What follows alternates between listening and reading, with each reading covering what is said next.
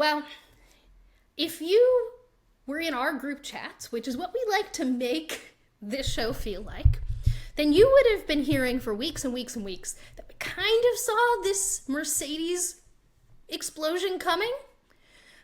I think George Russell's likability in the Gridwalk host personal group chat has not been in a good place for a while.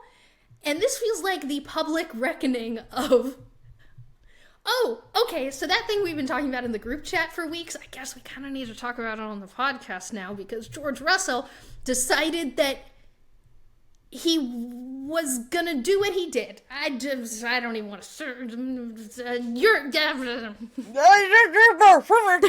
This is the new way we speak on Grid Walking. And those are our thoughts, and thanks. I'll see you next time. Thanks for listening. You know what? I don't even like podcasts. End the show. Thank you, everyone. It's been a great 4 minutes. That's where we end it. Good night. Thanks. Thank you. Thanks, Bryson. Thanks, everybody. Bye. This entire season has been building to this point where George Russell wants to be team leader. George Russell has forgotten that his teammate is Lewis Hamilton, and it's not going to be that easy. And this weekend, that finally kind of exploded on track. And this seems like a classic case of young, fast driver, no one's here to say that George Russell isn't fast, has decided that his number one goal is that he just needs to beat Lewis Hamilton. And over here, the team and Lewis Hamilton have decided their number one goal is to get that second in the constructors, because it means a lot to people. And I actually think, of all the people whose patience wore thin this week, I think we finally saw Lewis Hamilton go, sit down, child. This is not about you. Yeah, George was really fighting as much as he could. I don't agree in the strategy that was pursued and when things that you were hoping for and things. It felt like it boiled over. It felt like there was so much passive aggressiveness on team radios, and it was all just so unnecessary. And it's like, all right, let's all just be like really real about like what's happening. And if you like want to be a team, and like, you know, then you optimize what driver is currently having the faster pace. And like, sorry, George, wasn't you. And George was on the one stop and was slower because George wanted to be on the one stop. Right.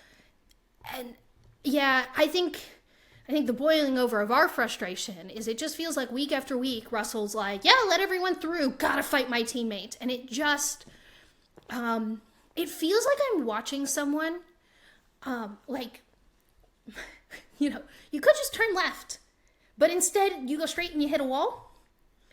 And that feels like, and I chose that on purpose, yes, but... Like, that sounds really specific and literal and recent. Right.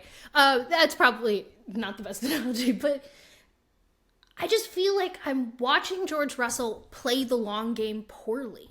He seems so single track minded of beating Lewis and taking that number one spot in the team, that's become this singular obsession, so much so that it's showing out on the radios to us. Like, I think we always have to remember that the drivers know that we get the radios, which means we're getting a version of their thoughts that is relatively filtered.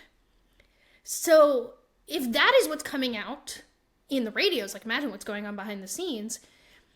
But if I was advising George Russell, dude, long game. The car can't win anything right now. So becoming obsessive and not playing the team game, where the whole goal right now, as Lewis and the team keep stating, is trying to get second in the constructors. Like, George, what are you gaining? Like, okay, so let's say in the end, he comes close or beats Lewis overall in the points at the end of the season. Like, what is that going to gain him if the entire time the entire team was like, look at this jackass who wouldn't do anything in the constructors for us? Like, I don't... Yeah, I can't rationalize. like the throwing around of like, well, what are we doing that's better for the team? And it's like, okay, great, but like if we want to think about what's better for the team, then like maybe it's not a one-stop strategy when you're on hard tires that are then going to degrade, and then you can't fight against anybody, and you think it's going to be like, oh, this is a team issue, when it's like, well, all right, if we're really thinking about the team and the constructors, it's like, let's have Let your probably teammate more. through. Let your teammate through. Pick a more optimal, reasonable strategy that doesn't depend its entire success on like the existence of a safety car that then just like doesn't happen to maybe give you the tires so that in order to keep up. It's And the team was fine with putting George on the split strategy when he asked for it, so that was a joint decision. But like, you Right. can't. We're just not dumb. Like, none of us are dumb.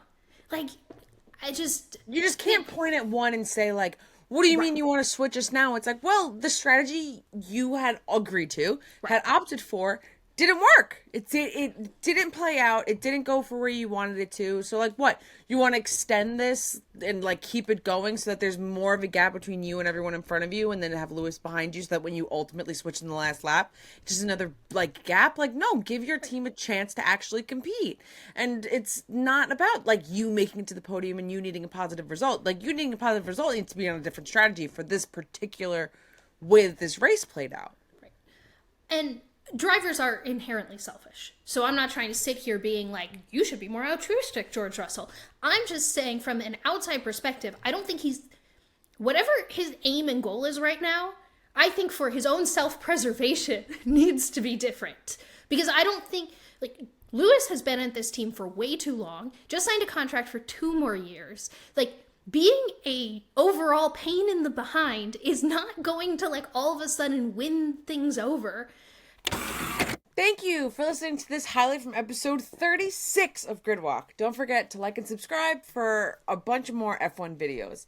Also, you've made it this far in this video. Just go watch the rest of the podcast. Like, you're missing out on probably some of the best stuff. And it's right here. You can click right here. Ready? Follow my hand. Ready? Click, click, click, click, click, click, click, click, click, click.